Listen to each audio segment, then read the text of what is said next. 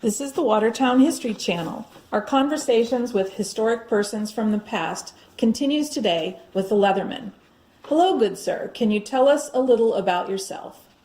My name was Jules Bourglet, but nobody knew me by that. I was known as the Leatherman for my leather outfit. Some people say that I wasn't real, that I was only a legend, a myth. But I can assure you, I have passed this way many times. According to our sources, you were first seen on the road from Farmington to Harwinton in 1862, so you were here for many years. How did you come to Connecticut? I was born in Lyon, France, about 1839, and as a youth I became a skilled woodcarver. I fell in love with the daughter of a leather merchant, hoping to marry her. I went to work for her father, and unfortunately lost the family fortune in the leather market. When her father refused the marriage, some people say I lost my mind. I began to wander around France, muttering and cursing to myself. They said I was crazy. They put me in a sanitarium for a short time, but I escaped and left for the New World.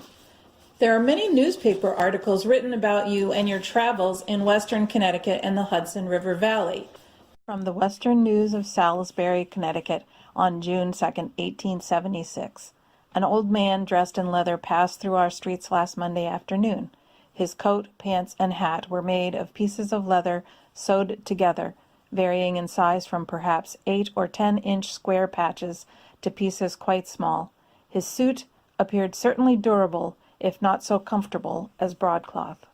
From the New Haven Morning Journal and Courier of June 1, 1888. The Wilton correspondent of the Norwalk Gazette notes that there is an eccentric sort of genius who wanders about the country and who occasionally passes through Wilton. This individual goes by the name of the Old Leatherman on account of his apparel, from his hat down, being made of leather, apparently from old castaway boot tops. Where he comes from and whither he goes, no one seems to know. At one time he had a sort of cave at Huckleberry Hills, but this was flooded by the South Norwalk Reservoir. He never has been known to beg nor speak, so far as the writer knows.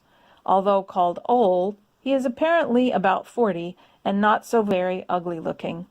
His case is more interesting from the mystery which surrounds it and his strong aversion to any advances towards forming an acquaintance.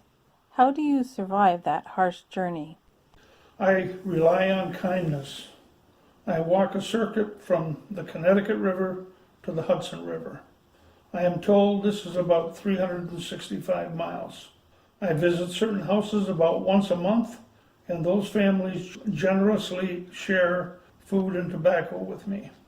Where do you sleep as you travel on your journey? I have caves and lean-tos that I built along the way. One of my caves still exists near Watertown. I believe it is now in a place called Black Rock State Park.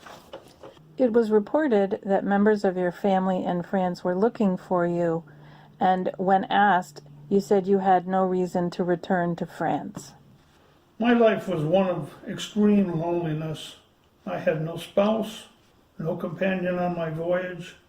I was always alone.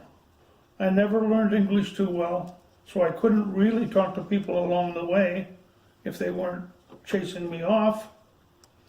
I would spend nights in the wilderness with only memories to keep me company or to haunt me. Life was hard. You try hiking in 60 pounds of leather in August, or sleeping in the open with just a blanket in January.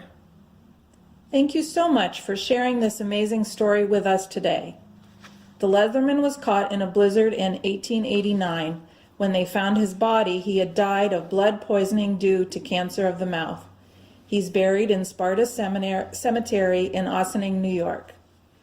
A historian from Middletown, Dan DeLuca, has raised questions about the Leatherman's name, occupation, and origins. Whether his name was Jules, whether he was truly from France, whether he once was a plumber, woodcarver, or leather merchant, many accounts confirm that a man dressed in leather roamed western Connecticut and the Hudson Valley of New York in the middle of the 19th century. Our thanks to David Jean, local history buff and Leatherman reenactor, for sharing his time and talent in the making of this video.